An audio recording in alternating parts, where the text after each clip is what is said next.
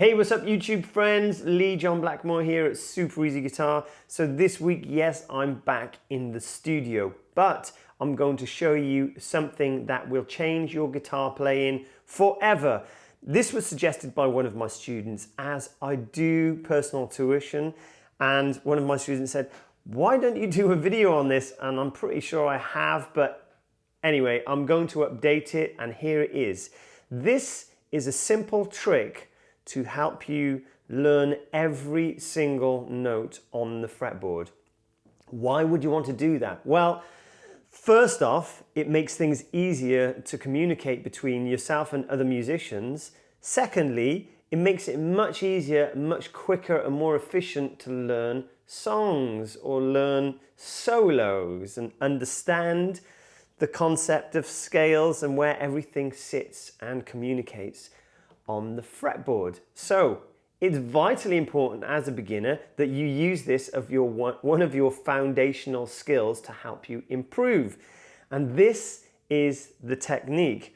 All you have to do is play a power chord. Let's do it at the 5th fret, okay?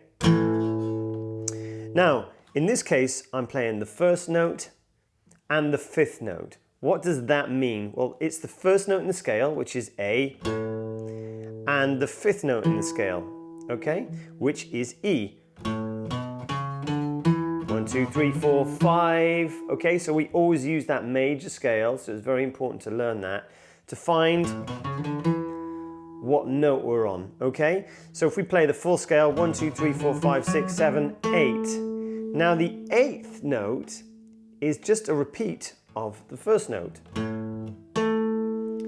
If we put our finger on the 1st note, which we're going to call the root, we know that's A because the reason we know it's A is because we're going to learn these notes. Starting on the 1st fret on the 6th string, the bottom E string, it goes like this. F, G, A, B. Okay, let's just do it that far. And the way we remember it is like this.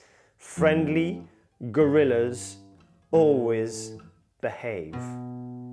Not necessarily true, but it's a good way to remember this stuff. Okay, so we're starting on A. Now we know where A is on the bottom E string.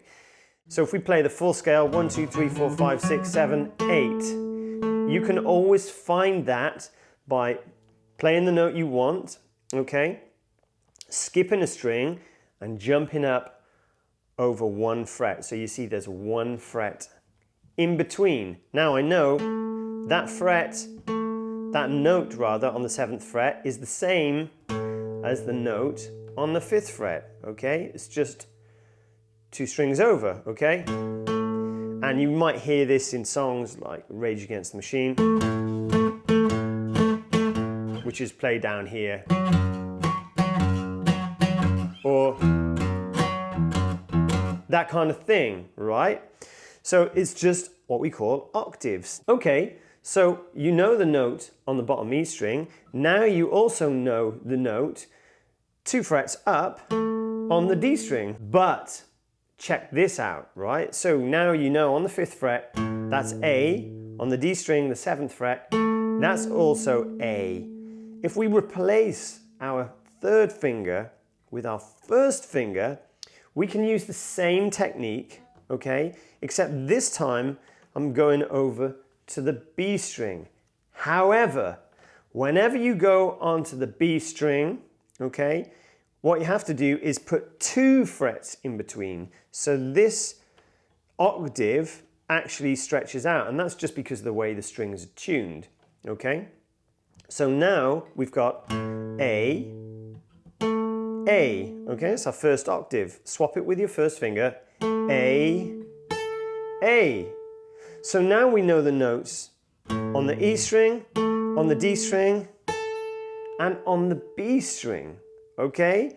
You're starting to get the idea now, right? So it's just a shape. Now that works anywhere. G, G, put your 1st finger down, then 2 frets, because it's the 2nd octave, right? Okay, so we've got G, G, G, A, A. B, B, B. Okay? What about the other strings in between though? So you know, all you have to really memorize is the bottom E string and the A string. Now, if you're having trouble remembering the A string, you've guessed it, I've got another thing to help you remember. Starting on the first fret on the A string, you know it's the A string because, you know, Eddie ate dynamite, goodbye Eddie. We know hopefully the open strings, and that also repeats the 12th fret. Okay? First fret on the A string, A sharp. Now, A sharp is a one note, so you don't want to go A sharp.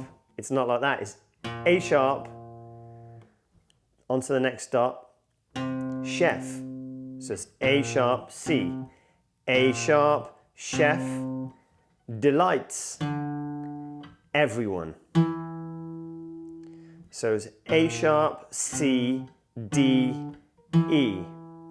Don't worry about these higher notes. They'll come into play, okay? You'll start to get a grasp of those.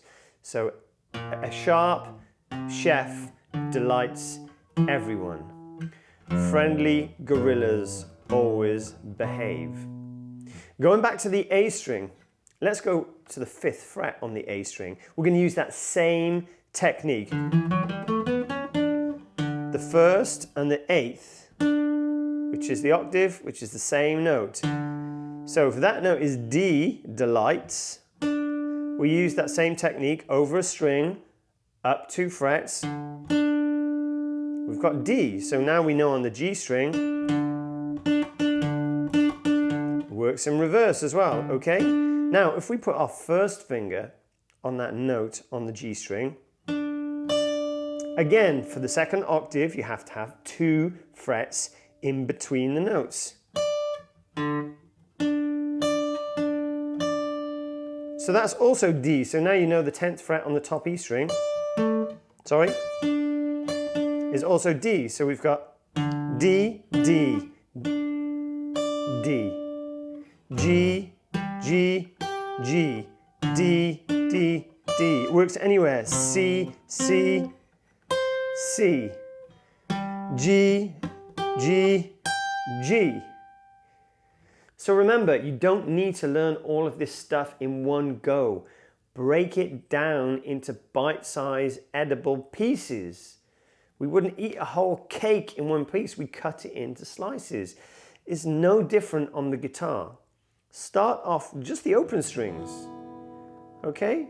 So when someone says, oh, it's the G string, it's the B string, it's the A string, you just got to know them, okay? And then start with the bottom E string because 2 for 1, right?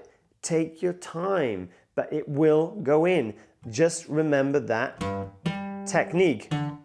Jump in the strings, and that will get you through. As long as you remember the 2nd octave, there's 2 frets in between, not 1 fret in between. So there you have it, guys. Hope you enjoyed this week's lesson. Please don't forget, hit that subscribe button if you'd like to receive my weekly updates. And don't forget the bell button. We know how this stuff works by now, right? For all the covers, guys, I don't get paid for those lessons.